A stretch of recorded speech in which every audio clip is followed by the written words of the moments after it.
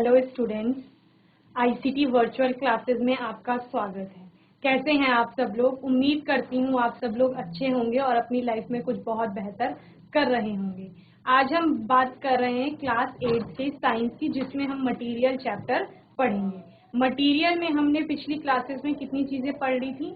Material क्या होते हैं, मेटल्स क्या होते हैं, नॉन मेटल्स क्या होते हैं, मेटल्स की प्रॉपर्टीज क्या होती हैं, गुण क्या होते हैं, नॉन मेटल्स के क्या होते हैं, मेटेलॉइड्स क्या होते हैं, ये सारी चीजें हमने देख ली थी। उसके बाद हमने क्या देखा था? केमिकल प्रॉपर्टीज देखी थी। ठीक है, तो क्विक रिवीजन ले लेते हैं एक बार केमिकल प्रॉपर्टीज का। Metals reaction with oxygen, oxygen के साथ कैसे रिएक्ट कर रहे थे मेटल? मेटल के ऑक्साइड बना रहे थे जो बेसिक थे नेचर में। ठीक है, और नॉन मेटल के साथ क्या बना रहे थे? नॉन मेटल के ऑक्साइड बना रहे थे जो नेचर में एसिडिक थे। ठीक है, और हमने किसके साथ रिएक्शन देखी थी? वाटर के साथ रिएक्शन देखी थी। मेटल क्या कर रहे थे? रिएक्ट नहीं कर रहे थे। किसके साथ? वाटर के साथ। लेकिन कुछ मेटल्स ऐसे थे, जैसे सोडियम हमने कहा, जो पानी के साथ बहुत तेजी से अभिक्रिया कर रहा था। या हमने सिंपल लैंग्वेज में क्या कहा था कि सोडियम अगर पानी के संपर्क में आता है तो वो आग पकड़ लेता है। और हमने क्या कहा था? जैसे आयरन है, तो आयरन धीरे धीरे या बहुत स्लोली रिएक्ट करता है, बहुत ज्यादा समय लगता है उसको पानी के साथ अभिक्रिया करने में। वहीं हमने कहा कि जो नॉन मेटल्स होते हैं वो पानी के साथ कोई भी अभिक्रिया नहीं करते हैं। और जब उनकी कोई भी अभिक्रिया नहीं होती है, या हम क्या कह रहे थे कि कुछ कुछ अधातुएं ऐसी होती हैं जो हवा के साथ अभिक्रिया करते हैं, इसलिए क्योंकि वो पानी के साथ अभिक्रिया नहीं कर रहे हैं तो उनको पानी में स्टोर करके रखा जाता है, जिसमें हमने किसका एग्जाम्पल देखा था? फॉस्फोरस का एग्जाम्पल देखा था।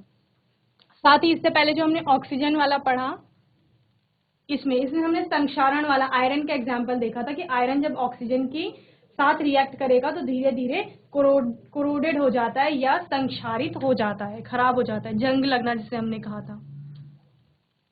और एसिड और बेस के साथ हमने किसकी रिएक्शन देखी थी? मेटल की रिएक्शन देखी थी। मेटल जब एसिड के साथ रिएक्ट कर रहा था या मेटल बेस के साथ रिएक्ट कर रहा था तो क्या बना रहा था? एक कोई सॉल्ट बना रहा था मेटल का, और साथ साथ हाइड्रोजन गैस को रिलीज कर रहा था। हमने क्या कहा कि मेटल एसिड से या बेस से हाइड्रोजन एटम को डिस्प्लेस करेगा, और किसकी फॉर्म में डिस्प्लेस करेगा? हाइड्रोजन गैस की फॉर्म में। ठीक है, हमने डिस्प्लेसमेंट रिएक्शन पढ़ी थी। डिस्प्लेसमेंट रिएक्शन क्या कह रही थी कि एक कोई एटम होगा,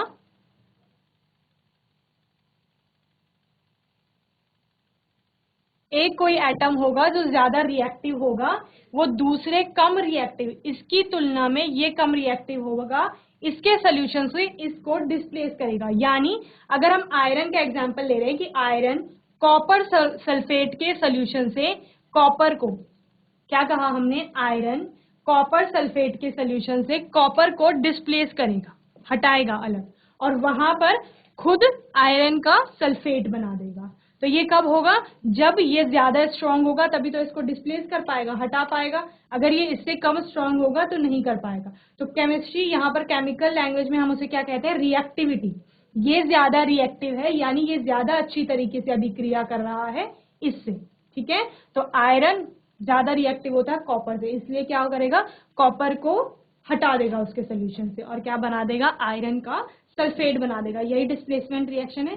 डिस्प्लेसमेंट यानी विस्थापन हो रहा है। ठीक है, एक विस्थापन आप फिजिक्स में पढ़ते हैं, एक जगह से दूसरी जगह हटना, वही विस्थापन यहाँ पर है, लेकिन किसका हो रहा है? एक एटम दूसरे को डिस्प्लेस कर रहा है। इतनी चीजें समझ में आ गई थी कल के लेक्चर में। अब हम पढ़ते हैं जिन मेटल्स और नॉन मेटल्स की बात हम कर रहे हैं उनमें कितनी चीजें आ सकती हैं। तो हमने क्या कहा था? 70 ऐसे एलिमेंट्स थे, 92 नेचुरल जो हमारे पास क्या थे? एलिमेंट थे। उनमें से 70 क्या माने हमने? मेटल्स, और 22 हमने क्या कहा? नॉन मेटल्स कहा। और इनके अलावा कुछ तत्व ऐसे थे जिनमें मेटल और नॉन मेटल दोनों के गुण पाए जा रहे थे, जिनको हमने मेटेलॉइड्स यानी उपधातु की कैटेगरी में रखा था। तो मेटल आपकी क्या होंगी? जितनी भी धातुएं होंगी, धातु। ठीक है, नॉन मेटल्स हैं अधातु।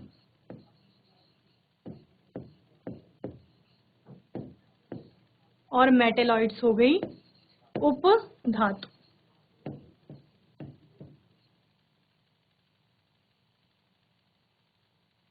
ठीक है, मेटल क्या थे, सॉलिड थे जनरली, किस ठोस अवस्था में मिल रहे थे। ठीक है, और हमने क्या कहा था, कठोर होंगे, लस्ट्रस शाइन उनमें होगी, चमकदार होंगे, और क्या होंगे, sonorous sound, ringing sound produce करेंगे, सोनोरस होंगे, कंडक्टर होंगे, कंडक्टर यानी सुचालक होंगे, चालक होंगे किसके, इलेक्ट्रिसिटी एंड हीट, विद्युत और ऊष्मा के चालक होंगे, और क्या होंगे, साथ साथ मैलिएबल होंगे, आघात वर्ग, जिन्हें हमने कहा था जब पीटेंगे उनको तो थिन शीट्स में वो कन्वर्ट हो जाएंगे। और हमने क्या कहा था, तन्यता का गुण जो क्या था, डक्टिलिटी हमने कहा था, जिसे डक्टिलिटी का गुण उनमें होता है, यानी उनको हम थिन वायर्स में कन्वर्ट कर सकते थे। इसके अलावा हमने क्या कहा था कि इनका मेल्टिंग पॉइंट और बॉइलिंग पॉइंट बहुत हाई होता है। ठीक है, इतने गुण हमने किसके पढ़े थे, धातुओं के पढ़े थे। अब इनके क्या क्या एग्जाम्पल, कुछ एग्जाम्पल हमने देखे थे, इसके अलावा हम कुछ और एग्जाम्पल देखते हैं जो आपके सिलेबस में आ सकते हैं। गोल्ड, हमने बात की सोना, सोना क्या होता है, धातु होती है, एक मेटल होता है, क्या करते हैं, ज्वेलरी मेकिंग में काम आती है, कॉइन्स बनते हैं, मेडल्स बनते हैं, और क्या होता है, कंप्यूटर पार्ट्स में इसका यूज होता है। ये हमने पढ़ा था सोने के बारे में। सोने की ज्वेलरी बनाई जाती है, और क्या देखते हैं हम, ज्वेलरी में बहुत बारीक बारीक डिजाइन डाला जाता है, बहुत थिन थिन वायर्स बनाई जाती है। ये सिर्फ किसके साथ होता है, गोल्ड के साथ होता है, सिल्वर के भी साथ होता है, लेकिन सिल्वर के साथ इतने अच्छे तरीके से वो नहीं बना पाते हैं। तो गोल्ड जो होता है वो हमारा मोस्ट डक्टाइल मेटल होता है। तन्यता सबसे ज्यादा कौन सी धातु की होती है, गोल्ड की होती है। दूसरा बात करते हैं सिल्वर की, सिल्वर की भी क्या बना रहे थे, ज्वेलरी, कॉइन्स, मेडल्स, ये सब बन रहे थे। सिल्वर फॉइल का फूड पैकेजिंग वगैरह में, और उसको सजाने के लिए किसका यूज किया जा रहा था, चांदी का प्रयोग किया जा रहा था। और सिल्वर जो होता है आपका, वो सबसे अच्छा कंडक्टर होता है, किसका, इलेक्ट्रिसिटी का। ठीक है, तीसरा हमने क्या कहा था, जिंक, जिंक क्या है, जस्ता भी इसे कहा जाता है। ठीक है, आयरन, आयरन यानी लोहा, आयरन का क्या हो जाता है, कोरोजन हो जाता है। आयरन का यूज कहाँ होता है, जिंक का यूज सॉल्ट मेकिंग में भी किया जाता है। ठीक है, आयरन का यूज कहाँ होता है, मशीन्स, टूल्स, ब्रिजेस वगैरह ये सब बनाने में किसका यूज किया जाता है, आयरन का, वेसल्स बनते हैं। सोडियम, ठीक है, सोडियम क्या है आपकी सबसे ज्यादा रिएक्टिव, हम उसे कह रहे थे, और ये पोटेशियम के बाद आती है, पोटेशियम सबसे ज्यादा रिएक्टिव होता है, उसके बाद सोडियम आता है। सोडियम किसके साथ अभिक्रिया कर रहा था, पानी के साथ अभिक्रिया कर रहा था। ठीक है, तो इसको भी स्टोर करके रखा जाता है किसी दूसरे सॉल्वेंट में, सॉल्वेंट कह सकते हैं, या दूसरे लिक्विड में, जैसे ऑयल वगैरह में भी, केरोसिन वगैरह में इसको स्टोर करके रखा जाता है। इसके बाद आता है पोटेशियम, पोटेशियम मोस्ट रिएक्टिव, अगर सबसे ज्यादा रिएक्टिव कोई पूछा जाएगा तो वो क्या है, पोटेशियम है। और पोटेशियम भी पानी के साथ इजीली क्या कर लेता है, अभिक्रिया कर लेता है। और सोडियम और पोटेशियम को हमने किस में देखा था, सॉफ्ट मेटल में देखा था। जब हम कठोर कह रहे थे कि सारी धातुएं लगभग कठोर होती हैं, तो उनमें हमने कितने एग्जाम्पल देखे थे, दो एक्सेप्शन देखे थे, दो एग्जाम्पल देखे थे जो सॉफ्ट में आ रहे थे कि ये कठोर नहीं है। तो वो क्या क्या है, सोडियम और पोटेशियम। इसके बाद आपका नेक्स्ट मेटल आता है मर्क्यूरी। मर्क्यूरी क्या था, जिसको थर्मामीटर वगैरह में मिलता है ना, मर्क्यूरी, पारा जिसे कहा जाता है। ये हमने क्या देखा था, लिक्विड होता है रूम टेम्परेचर पे। ठीक है, हमने क्या कहा था, जनरली या मोस्टली, सामान्य तौर पर जितनी भी धातुएं होती हैं वो कमरे के तापमान पर या सामान्य तापमान पर सॉलिड अवस्था में, ठोस अवस्था में मिलती हैं। मरकरी एक ऐसा मेटल था जो कि रूम टेम्परेचर पे हमें कौन सी अवस्था में मिल रहा था, लिक्विड अवस्था में मिल रहा था। ठीक है, कॉपर के बारे में हमने पढ़ा था, कॉपर क्या था, तांबा, तांबे का प्रयोग कहाँ किया जाता है, कॉइन बनाने में किया जाता है, और उसमें वेसल्स बनाने में किया जाता है। कॉपर का यूज बहुत कंप्यूटर गैजेट्स वगैरह, इलेक्ट्रॉनिक गैजेट्स वगैरह बनाने में कॉपर का यूज होता है। एल्यूमिनियम के बारे में पढ़ा था, ये भी वेसल्स, यूटेंसिल्स बनाने में, एयरक्राफ्ट के पार्ट्स बनाने में इसका प्रयोग किया जाता है। एल्यूमिनियम फॉइल जो फूड पैकेजिंग या फिर मेडिसिन की पैकेजिंग में यूज होती है। ठीक है, प्लेटिनम हो गया, प्लेटिनम बहुत ज्यादा क्या होता है, कॉस्टली पड़ता है, महंगा आता है। ठीक है, लेड हो गया, निकेल, मैग्नीशियम, टाइटेनियम, कैल्शियम। ठीक है, ये सारे किसकी कैटेगरी में आ रहे हैं, मेटल के। तो ये सारे मेटल्स के एग्जाम्पल्स हैं, इनको आप अच्छे से नोट कर लीजिए एक बार। ओके, नेक्स्ट हमारे पास नॉन मेटल्स। अब नॉन मेटल्स क्या थे? अधातुएं क्या थी? जो धातुओं की कैटेगरी में नहीं आ रही थी या धातुओं की डायरेक्ट अपोजिट थी। हमने क्या कहा? ये कंडक्टर्स भी नहीं होंगी, चालक नहीं होंगी यानी कुचालक होंगी, और क्या होंगी? डक्टाइल नहीं होंगी, मैलिएबल नहीं होंगी, लस्टर शाइन इनमें नहीं होंगी, सोनोरस नहीं होंगी, ठीक है।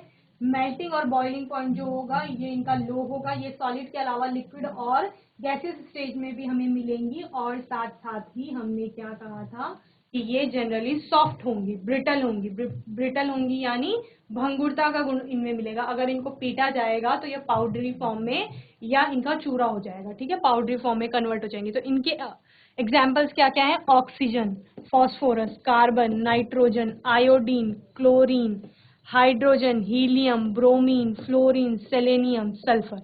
ये सारे किसके एग्जाम्पल्स हैं? नॉन मेटल्स के एग्जाम्पल है। इनमें से कुछ कुछ चीजें आपने पहले सुनी होंगी। ऑक्सीजन हो गया, ऑक्सीजन कहाँ मोस्ट इंपॉर्टेंट यूज का है? इसका रेस्पिरेशन में, ब्रीदिंग में इसका को उपयोग किया जाता है ह्यूमन बींग्स द्वारा, ठीक है।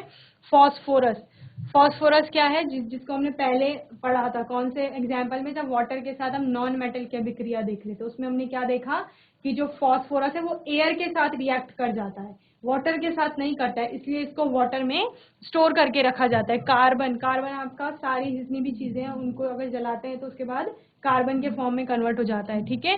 कार्बन के दो फॉर्म आते हैं, एक ग्रेफाइट आता है और एक डायमंड आता है, ठीक है, अपर रूप जिसे कहा जाता है। Nitrogen, nitrogen most abundant gas in the environment. सबसे ज्यादा मात्रा में जो गैस एनवायरमेंट में मिलती है वो कौन सी है? नाइट्रोजन गैस है। और नाइट्रोजन का यूज प्लांट्स करते हैं, ठीक है, या अमोनिया में नाइट्रोजन का यूज किया जाता है, जिसका यूज बाद में फर्टिलाइजर्स बनाने में किया जाता है जो मिट्टी की उर्वरता को बढ़ाते हैं। आयोडीन, आयोडीन का उपयोग हमने टिंचर आयोडीन में देखा था, और किस में देखा? जब सॉल्ट मेकिंग में आयोडीन वाले आयोडाइज सॉल्ट बनाए जाते हैं तो उसमें आयोडीन का यूज किया जाता है। क्लोरीन, क्लोरीन क्या है? एक नॉन मेटल है और इसका प्रयोग ब्लीच बनाने में किया जा रहा था। साथ ही साथ किस में हो रहा है? जर्म्स वगैरह, वाटर, अगर पानी में गंदगी है तो वहां पर क्लोरीन डाला जाता है उस गंदगी को या जर्म्स को मारने के लिए। हाइड्रोजन, ठीक है, hydrogen, helium, bromine, fluorine, selenium, sulphur, ये सब भी किसके एग्जाम्पल्स हैं? नॉन मेटल्स के एग्जाम्पल्स हैं। इसके बाद हम बात करते हैं मेटेलॉइड्स, ठीक है। उससे पहले आप नॉन मेटल्स नोट कर लीजिए एक बार। तो मेटेलॉइड्स क्या होते हैं? जितनी भी चीजें आपकी किसमें इन दोनों के गुण, मेटल्स और नॉन मेटल्स के गुण, जिसमें दोनों के गुण उपस्थित होंगे उसको क्या कहा जाएगा? मेटेलॉइड्स यानी उपधातु कहा जाएगा। तो उपधातु क्या हो गए आपके? जिसमें धातु और अधातु के दोनों के गुण पाए जाएंगे उसको उपधातु कहा जाएगा। तो उपधातु क्या है आपका?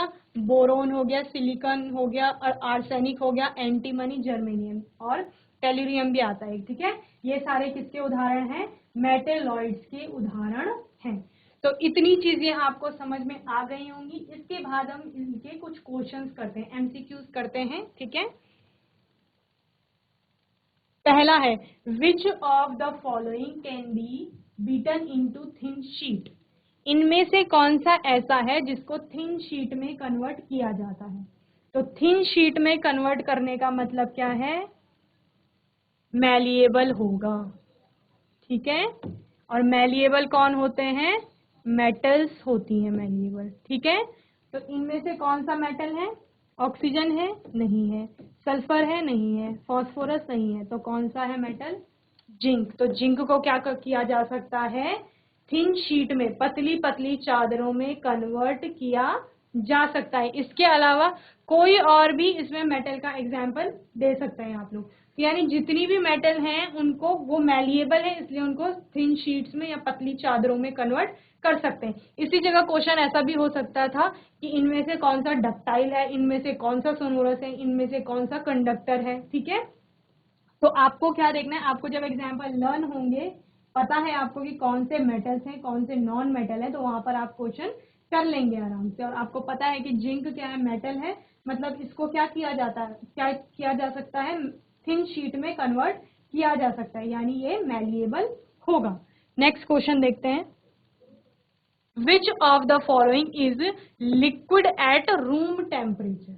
ठीक है, इनमें से कौन सा लिक्विड है रूम टेम्परेचर पे, ठीक है। तो एक हमने मेटल के केस में पढ़ा था कि मर्क्यूरी क्या होता है, रूम टेम्परेचर पर लिक्विड अवस्था में होता है, वो मेटल था। लेकिन नॉन मेटल में आपका आता है ब्रोमीन। ब्रोमीन नॉन मेटल की कैटेगरी में आता है और ये कैसा होता है, लिक्विड फॉर्म में, द्रव अवस्था में मिलता है। कब, रूम टेम्परेचर पर, ठीक है। क्या कहा हमने, ब्रोमीन जो होगा वो कमरे के तापमान पर या सामान्य तापमान जो होगा उसमें द्रव अवस्था में पाया जाएगा। नेक्स्ट क्वेश्चन है the most reactive metal. Reactivity पढ़ी थी हमने, कहां पर, मेटल्स की रिएक्टिविटी पढ़ी कि इनमें से मोस्ट रिएक्टिव कौन कौन से होते, तो कितने नाम आए थे, पोटेशियम और सोडियम, दो चीजें आई थी जिनकी रिएक्टिविटी ज्यादा थी, जो पानी के साथ भी अभिक्रिया कर रहे थे। उसमें से भी हमने क्या कहा था कि जो पोटेशियम होगा वो क्या होगा, मोस्ट रिएक्टिव मेटल होगा, ठीक है। तो आपका आंसर क्या हो जाएगा, the most reactive metal is potassium. Potassium का सिंबल होता है K। Next question is the metal which is liquid in room temperature. अब देखिए ये क्वेश्चन था, which of the following is a liquid at room temperature, या ये ऐसा भी आ सकता है कि which of the following non metal is liquid in room temperature. कौन सा नॉन मेटल ऐसा है इनमें से कि जो लिक्विड है रूम टेम्परेचर पे, और यहाँ पर है कौन सा, मेटल, वो नॉन मेटल था और ये क्या है, मेटल है। The metal which is liquid at room temperature is, तो इनमें से मेटल, अब देखो यहाँ ब्रोमीन भी है और मर्क्यूरी भी है, दोनों है। और हमने पिछले क्वेश्चन में पढ़ा था कि ब्रोमीन क्या होता है, लिक्विड होता है रूम टेम्परेचर पे। क्या कहा, जो सामान्य तापमान रहेगा कमरे का वहां पर ब्रोमीन द्रव अवस्था में मिलेगा। लेकिन वो किसका एग्जाम्पल था, नॉन मेटल का। और यहाँ पर पूछा है मेटल, धातु पूछिए, तो धातु हमने क्या पढ़ी है, मर्क्यूरी। हमने क्या कहा, मर्क्यूरी या पारा जो होता है इसका सिंबल होता है Hg, ठीक है। मर्क्यूरी या पारा जो होता है वो कमरे के तापमान पर या सामान्य तापमान पर द्रव अवस्था में मिलता है, ठीक है। Next question, which one of the following metal is most ductile metal. Ductile क्या था, तन्य या तन्यता का गुण, डक्टिलिटी जिनको हमने कहा, ठीक है। और डक्टिलिटी किसमें थी, मेटल्स में थी, धातुओं में थी। और डक्टिलिटी किसे कहा गया था, जब हम मेटल को पतली पतली तार में बदल रहे थे। हम कह रहे थे कि मेटल के पास एक ऐसा गुण होता है कि उसको उसकी पतली तार बनाई जा सकती है या उसको पतली तार में कन्वर्ट किया जा सकता है। तो इनमें से ये सारे मेटल्स हैं, एल्यूमिनियम, कॉपर, सिल्वर, गोल्ड, सारे ही क्या हैं, डक्टाइल है क्योंकि धातुएं हैं। लेकिन सबसे ज्यादा डक्टाइल कौन होगा, तो हमने क्या देखा था, सबसे पहला एग्जांपल हमारा क्या था, मेटल में गोल्ड। हमने क्या कहा था कि गोल्ड की ज्वेलरी बनाई जाती है, उसमें बहुत अच्छा डिजाइन निकाला जाता है, बहुत पतला डिजाइन निकाला जाता है। क्यों, क्योंकि वो बहुत डक्टाइल होता है, तन्यता का गुण उसमें मिलता है। तो मोस्ट डक्टाइल जब भी क्वेश्चन आएगा तो वो क्या हो जाएगा, गोल्ड हो जाएगा। सोना क्या होता है, बहुत ही तन्य धातु होती है, सबसे ज्यादा तन्य। Next, metals are. मेटल्स कैसे होते हैं, यहाँ पर मेटल्स आर का मतलब प्रॉपर्टीज लिखी हुई है, soft and brittle. Soft and brittle का मतलब कोमल होते हैं, ब्रिटल भंगुरता का गुण उनमें होता है। भंगुरता का गुण मतलब कि अगर आप धातुओं को पीटेंगे तो वो पाउडरी फॉर्म में कन्वर्ट हो जाएंगी या उनका चूरा हो जाएगा, ठीक है। दूसरा क्या कहा है, हार्ड एंड सॉलिड, कठोर होते हैं और क्या होते हैं, ठोस अवस्था में होते हैं। तीसरा है लिक्विड, लिक्विड स्टेट में मिलते हैं। और चौथा लिखा है जनरली लिक्विड, ज्यादातर क्या होते हैं, द्रव अवस्था में मिलते हैं। तो ये क्वेश्चन क्या हो सकता है, एक्सेप्शन में हो सकता है। क्यों, क्योंकि हमें पता है कि कुछ तो होते हैं जो क्या होते हैं, सॉफ्ट भी होते हैं, जैसे सोडियम और पोटेशियम का लिया था हमने। दूसरा हार्ड एंड सॉलिड तो जनरली होते ही है। तीसरा लिक्विड, हाँ हमने मर्क्यूरी का एग्जाम्पल देखा जो क्या था, द्रव अवस्था में था। जनरली लिक्विड, तो ये तो गलत होगा। तो जो अप्रोप्रिएट लग रहा है या सही लग रहा है वो बी ऑप्शन है, हार्ड एंड सॉलिड। जनरली क्या होता है, या मोस्टली हम बोलते हैं सामान्य रूप से क्या होते हैं, ये हार्ड होते हैं यानी कठोर होते हैं और ठोस अवस्था में मिलते हैं, ठीक है। नेक्स्ट क्वेश्चन है, materials having qualities of both metals and non metals. हमने क्या पढ़ा, हमने मेटल्स पढ़े और नॉन मेटल्स पढ़े। मेटल के गुण पढ़े कुछ, कुछ नॉन मेटल के गुण पढ़े। फिर हमने क्या कहा कि कुछ तत्व ऐसे होते हैं जिनमें मेटल के गुण भी मिलेंगे और नॉन मेटल के गुण भी मिलेंगे, उनको हमने किस कैटेगरी में रखा था, उनको हमने मेटेलॉइड्स की कैटेगरी में रखा था। उनको हमने क्या कहा था कि ये उपधातुएं हैं, उपधातुएं हैं जिसमें धातु व अधातु दोनों के गुण पाए जाते हैं। ठीक है, नेक्स्ट क्वेश्चन है the best electric conductor is. तो हमने सारी मेटल्स पढ़ी थी, इलेक्ट्रिक कंडक्टर। अब कंडक्टर क्या होंगे, मेटल होंगे, ठीक है, जनरली मेटल होंगे। और नॉन मेटल में हमने कंडक्टर का एग्जाम्पल देखा था, नॉन मेटल में तो वो क्या था, वो ग्रेफाइट था। ठीक है, हमने क्या कहा था, ग्रेफाइट एक अकेली ऐसी धातु होती है जो क्या होती है, सुचालक होती है इलेक्ट्रिसिटी और हीट का। ये यहाँ पर हमें नहीं पढ़ना है, मैं आपको सिर्फ बता रही हूँ कि नॉन मेटल में भी आ सकता है। ठीक है, तो आपको जितने भी क्या मिले हैं, ये ऑप्शंस मिले हुए हैं, इनके सबको देख के क्या लग रहा है कि सारे क्या है, मेटल्स हैं। तो हम बोल सकते हैं the best electric conductor is, इनमें से बेस्ट सबसे अच्छा इलेक्ट्रिक कंडक्टर कौन सा होता है। तो जो सिल्वर, मैंने आपको पहले भी मेटल में बताया कि जो सिल्वर होता है, चांदी होती है, वो सबसे अच्छी कंडक्टर या सुचालक होता है किसका, इलेक्ट्रिसिटी या हीट का। ठीक है, नेक्स्ट है out of these which one is more reactive with water. इनमें से कौन सा ऐसा है जो ज्यादा रिएक्टिव है वाटर के साथ, पानी के साथ जो ज्यादा रिएक्ट करता है। तो ये हम कहाँ से पढ़ते आ रहे हैं, केमिकल रिएक्शन विद वाटर से हमने पढ़ा था, जहां पे हमने सोडियम का एग्जाम्पल देखा था। तो इनमें से हमने आयरन का भी एग्जाम्पल देखा, लेकिन हमने क्या कहा कि आयरन स्लोली रिएक्ट करता है वाटर के साथ। और सबसे ज्यादा में हमने पोटेशियम पढ़ा था, उसके बाद हमने क्या पढ़ा था, पोटेशियम के बाद सोडियम मोस्ट रिएक्टिव होता है। ठीक है, और वाटर के साथ रिएक्ट कौन करता है यहाँ पर, सोडियम। इनमें से पूछा है आउट ऑफ दीज, तो यहाँ पर सोडियम जो होगा वो पानी के साथ अभिक्रिया करता है, या हम बोलते हैं सोडियम जब पानी के संपर्क में आता है तो आग पकड़ लेता है। ठीक है, बोरोन इज, तो हमने मेटेलॉइड्स के एग्जाम्पल पढ़े, मेटल्स के एग्जाम्पल पढ़े, नॉन मेटल्स के एग्जाम्पल पढ़े, और तीनों के पढ़ने के बाद हमें पता चल गया है कि कौन कौन से एलिमेंट है जो मेटल की कैटेगरी में आते हैं, कौन कौन से हैं जो नॉन मेटल की कैटेगरी में आते हैं, और कौन से ऐसे हैं जो मेटेलॉइड्स की कैटेगरी में आते हैं। तो बोरोन को हमने किस में पढ़ा था, मेटेलॉइड में पढ़ा था, उपधातु में पढ़ा था।